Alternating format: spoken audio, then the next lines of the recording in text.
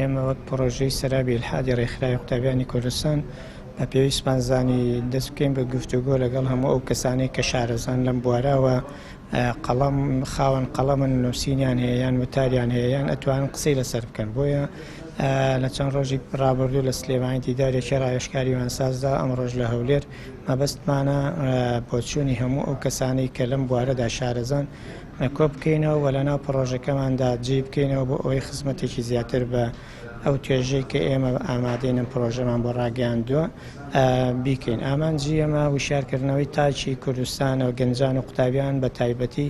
لەوەی کە ئەو هێرشە بەرفراوانی دژ بە ئاینی پیرۆزی ئیسلام هەیە هەمووی وەڵام بدەینەوە بە شێوازی بە بەڵگەوە بە شێوازی عەقڵی و بەشتی بەڵگەنەویست و فکری کە ئەمانە هەموو ئەو بیرانە بەتاڵن دوورن لە ڕاستیەوە ئیسلام سەرچاوەی ژیانە، ئیسلام و کورد یەکانگیرن، هیچ جوداییەک لە بینیانە نییە.